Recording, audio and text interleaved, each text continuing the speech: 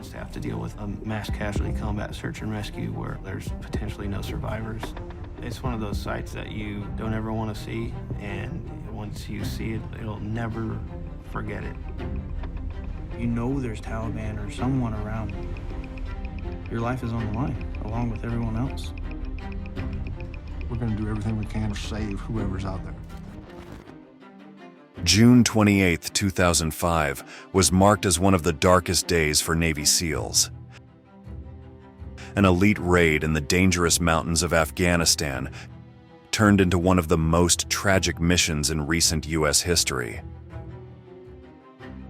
Within hours, 4 soldiers found themselves in the crosshairs of a bloodthirsty enemy.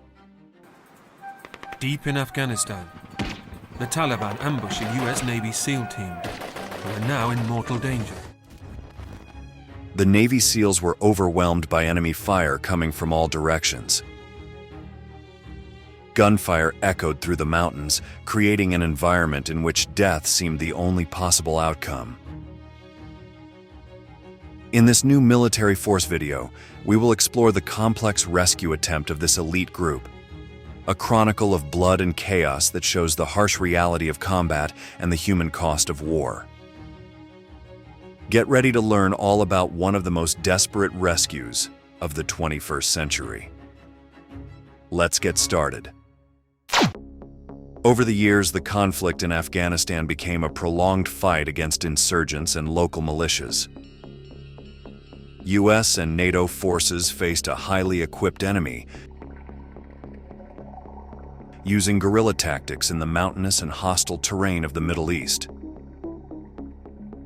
It was in this context that Operation Red Wings emerged as part of the efforts of Uncle Sam's troops to weaken resistance and gather vital information about the force's activities in the area. The mission had one main objective: locate and kill Ahmad Shah, a Taliban leader responsible for several attacks against the US military in Kunar province, located in northeastern Afghanistan. Shah posed not only a local threat, but was linked to broader terrorist networks operating in the region. Because of this, his elimination was urgent. The team chosen to carry out this operation consisted of 4 members of the elite Navy SEAL unit: Lieutenant Michael Murphy, Petty Officer Danny Dietz, Radar Specialist Matthew Axelson, and Petty Officer Second Class Marcus Luttrell. Although these operators were already familiar with the battlefield in Afghanistan, nothing had prepared them for what was to come. June 28, 2005. The light of dawn begins to illuminate the mountainous landscape.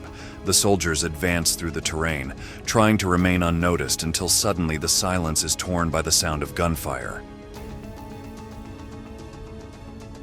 The Taliban have followed their trail. In an instant, calm turns to chaos. Enemy fire floods the valley, bullets ring out constantly, and the cry of battle echoes in the hearts of the SEALs. Before long, the commandos are surrounded by a force of more than 100 Taliban armed to the teeth and prepared for a deadly assault.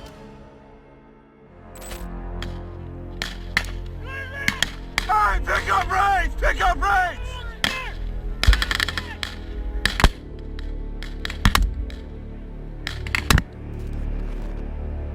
Bullets whiz by inches from their heads, each shell a warning of the death that is coming their way. The situation is critical. 3 of the 4 SEALs are seriously wounded and insurgents surround their position. Lieutenant Murphy knows they have only one option. If they want to get out alive, send a message to the base. In an act of heroism and desperation, he exposes himself to enemy fire to find a position from which he can make contact. Wounded and out of strength, he manages to establish communication. The noise of battle envelops his voice as Murphy makes the call. The words are brief, choppy, but enough. The brave man dies less than an hour later, with the peace of mind of having fulfilled his mission. The Special Operations team, hearing the terror in his voice, know they have no time to waste. It is the start of one of the most desperate and fateful rescue missions in recent history. Immediately, an emergency evacuation plan is activated. An MH-47 Chinook, a heavy transport helicopter, is ready for takeoff. On board are 8 Navy SEALs and 8 crew members, all aware of the danger that awaits them. The rescue is underway, and the clock is ticking. The Chinook rises into the sky with a roar that blends with the chaos of the conflict on the ground. The pilots and crew know they are flying into an active battlefield. As the helicopter traverses the rugged landscape, radio communications become more tense. Ground teams report increasing enemy activity in the area, more than anticipated. Communications indicate that the Taliban have the SEALs cornered in the mountains and are closing in fast.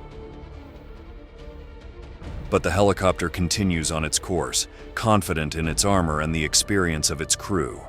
The priority is to get its men out before it is too late. There is no margin for error.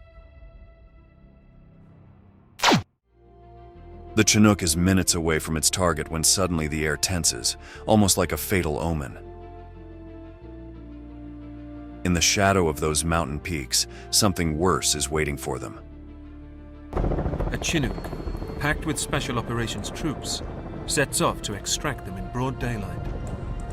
Just as the helicopter makes its approach, a rocket-propelled grenade bursts through the open rear door, exploding the fuel tanks. A Taliban team on the mountain, having spotted the approaching helicopter, makes it the target of an ambush. As the crew's eyes scan the horizon, looking for the landing area, the Chinook is brought down by the brutal attack. The explosion is immediate and catastrophic. The helicopter splits in two in a ball of fire. From the base, the pressure mounts. They witness everything that happens from a distance. The top brass begin to hear the distinctive sound of RPGs being fired. When a missile streaks through the air, time seems to stop for an instant before the projectile hits the Chinook in mid-flight. Intelligence suggests that the Taliban have surrounded the men and are armed with a lethal combination of assault rifles, machine guns, and RPGs, powerful and lethal rocket launchers. In a matter of seconds, what was a rescue mission became a death trap. At that point in time, we have up to 20 Americans that are dead or missing, and we don't know where they are. They were Americans, and they were a fighting force that were out there serving their country. And we're going to go get them. These soldiers, who had been sent in the hope of saving lives, fell in the line of duty. From the base, they watch in horror as the helicopter's signal vanishes from the radar. The rescue mission has just added more names to the list of missing. On the ground, the Taliban celebrate their success as the remains of the Chinook disintegrate over the mountains. Meanwhile, at the base, quick decisions are mandatory. The top brass must reconfigure their strategy. The rescue team and the SEALs must be rescued. The primary method that we always choose to use to get in somewhere is to land the helicopter and run off the back. With this situation, that wasn't an option. The Taliban control the area, and with each passing second, the risk of not finding anyone alive increases. At the base, the air is thick, charged with tension. The men who heard Murphy's last call know that their comrades are in extreme danger, or worse, that by now they could already be dead. However, in the middle of the mountains, Marcus Luttrell resists the ferocious attack. He is the only member of his team alive. Enemy fire mercilessly overwhelmed Danny Dietz and Matthew Axelson without him being able to help them. Almost out of ammunition and completely cornered, Luttrell is thrown down the mountain by an explosion. Seriously wounded, with a broken back and multiple fractures in his legs, the Navy SEAL gets up. Despite the unbearable pain and increasing loss of blood, he manages to crawl away from the ambush site, avoiding being found by the Taliban who are combing the area for survivors. The situation for Luttrell is desperate. He sees no chance of survival. However, his training pushes him forward. He manages to crawl across the rocky terrain, moving far enough away to avoid the insurgents. The sound of bullets and enemy voices is constant. Every meter he advances is an achievement, but the possibility of being captured or killed is overwhelming. With the downing of the Chinook, the mission has changed from a rescue to a body recovery operation. However, the American forces do not give up hope of finding someone alive. Additional teams are mobilized to track the last location of the Navy SEALs. Aerial surveillance is crucial. Commanders have no choice but to hope for a miracle. Meanwhile, Luttrell loses confidence. It is a rescue that he does not know if it will come. After hours that seem like days, for the soldier everything is already lost. He believes that he will follow the same steps as the rest of his companions. However, he is finally found, but not by the American forces. A Pashtun villager, Mohammed Gulab, discovers him among the rocks. Following the tribal code of honor known as Pashtunwali, Gulab decides to protect Luttrell despite the risk to himself and his family. The Taliban are nearby, and the villager knows that if he is discovered harboring an American soldier, the retaliation will be brutal. Shortly after Gulab hides Luttrell in his village, the Taliban arrive looking for the SEAL. They demand that Gulab hand him over, but the villager refuses. The tension is palpable. Armed Taliban surround the house, but respect for tribal traditions stops the conflict. For hours, the fear of being killed is constant, but Gulab stands his ground. The code of honor prevails over terror. Thanks to his bravery, the news that an American soldier has been found reaches the American forces through local intermediaries. A new rescue mission is immediately planned. This time, extreme caution must be exercised. The Taliban still control much of the area, but the US military is determined to save their man. A group of SEALs arrives on the scene in a helicopter and descends quickly, weapons in hand, moving with precision. They know that every second counts. They race toward the village, their training pushing them to move forward, but in their minds dwells the fear that they won't get there in time.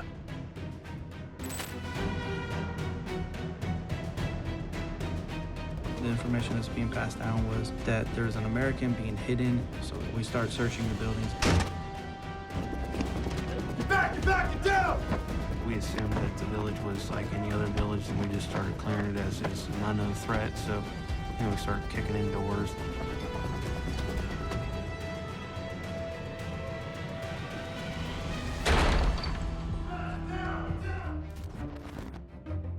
The SEALs continue to advance, watching for any ambush.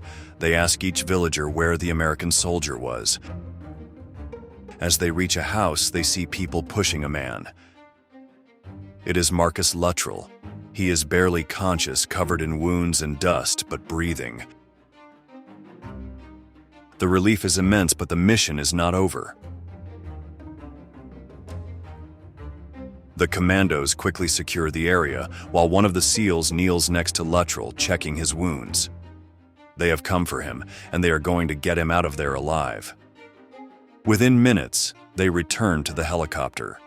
The roar of the propellers intensifies as they take off, leaving behind the mountains where the tragedy happened.